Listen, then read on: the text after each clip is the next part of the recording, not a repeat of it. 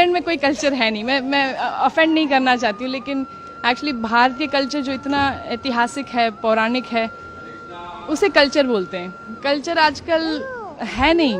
India में भी बहुत तेज़ रफ्तार से गुम हो रहा है कल्चर। हम अभी भी है ऑब्वियसली यहाँ पर, लेकिन एक्चुअली इंग्लैंड में देखा जाए तो अब आजकल बस आधुनिकता में सब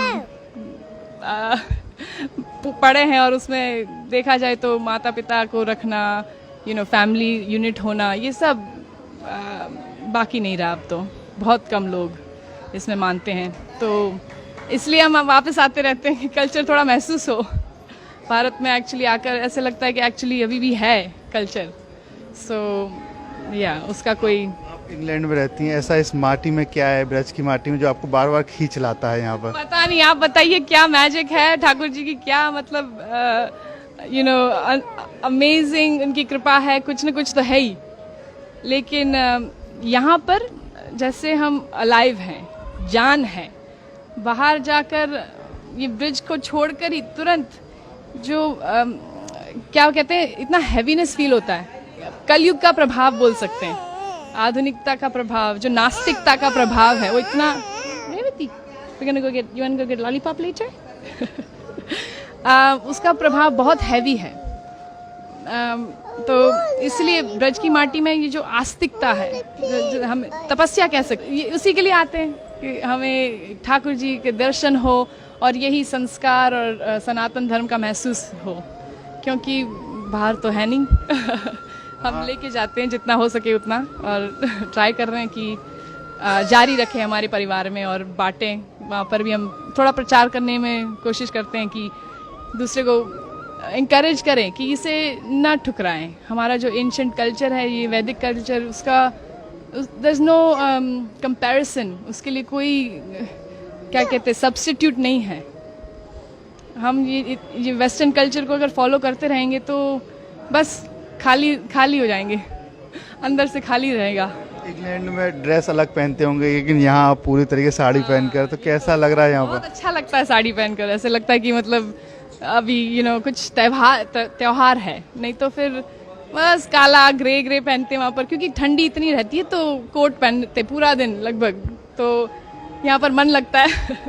लेकिन वहाँ पर भी हम साड़ी पहनते हैं, और हमारा वैदिक कपड़े पहनते हैं, एक्चुअली साड़ी पहनते रहते हैं, और या स्कर्ट या ऐसे कुछ, जितना हो सके उतना। माथे पे आपने जो चंदन लगा रखा है, वहाँ भी लगाती हैं?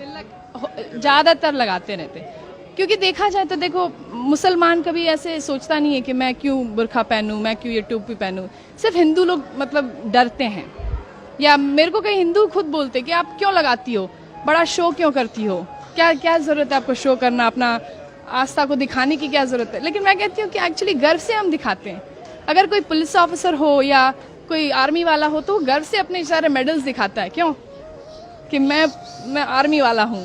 तो हम भगवान के हैं, ये उनका चिन्ह है, उनका मतलब हमने जो समर्पण किया है उनको, ये एक थोड़ा बस हम क्यों ना दिखाएं, गर्व से दिखाएंगे कि हम ठाकुर जी के हैं।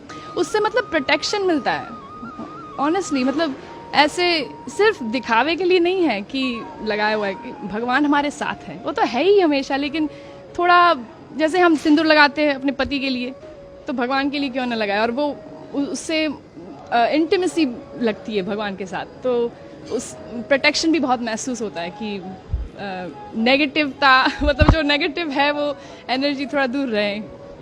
तो क्या करती हैं आप इंग्लैंड में, क्या काम करते हैं? मैं एक्चुअली पार्ट टाइम, मेरे चार बच्चे हैं, आज दो घर पे अभी, और तो पार्ट टाइम मैं संस्कृत पढ़ाती हूँ उन्हीं के स्कूल में।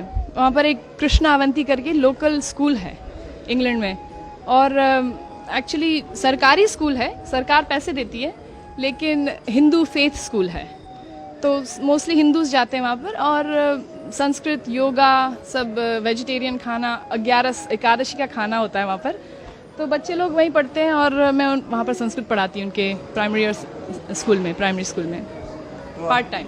गीता भागवत भी आप पढ़ती होंगी? बिल्कुल बिल्कुल, जितना हो सके उतना। गीता पढ़ते हैं, भगवत गीता, चल Bhagavad Gita, you go to Bhagavad Gita classes every day. वहाँ पर जो इन लोग का ग्रुप किया हुआ है बच्चों का, और वो रोज भगवत गीता क्लासेस में जाता है। थोड़ा हिंदी कम समझता है तो मना कर रहा है। कोई आपको भजन या कोई याद है कुछ गा सके? भजन भजन तो आई मीन आज रामनवमी है तो Raghupati Raghav you want to sing with me Raman? Ramnavami है, श्री राम जी को याद करें। सॉरी हाँ, you want to sing with me? Raghupati Raghav Raja Ram, पतित पावन सीताराम। बोलो रघुपति राघव राजा राम, पतित पावन सीताराम। जय हो। जय हो, हरे कृष्णा। देखिए बात करें इंग्लैंड की, वहाँ बड़ी बड़ी बिल्डिंग है, यहाँ पर सिर्फ धार्मिकता है, तो कुछ अलग लगता है। तो बड़ी बड़ी इमारतें हैं विदेश में, लेकिन उसका क्या फायदा अगर दिल छोटा हो, मन में शांति ना हो, अंदर सुख ना हो, हृदय में मतलब प्रेम ना हो। तो ये एक्चुअली ये सारी जो चीज़ें हैं, प्रेम और निर्मलता, और ये एक्चुअली सिर्फ भगवान में वो जो हम तपस्या करते हैं, दया दान, ये सब क्वालिटीज कल्टीवेट करते हैं, वो इसी तरह आ सकता है। ये कल्चर से, वैदिक कल्चर से ही आ सकता है एक्चुअली। देखा जाए किसी की सेवा करें, थोड़ा ह्यूमिलिटी प्रैक्टिस करें, नहीं तो फिर ये बड़ी बड़ी इमारतें फिर उससे क्या कुछ काम के नहीं है। वन सेंस काम के है, लेकिन फिर उसका इस्तेमाल दुरुपयोग होगा।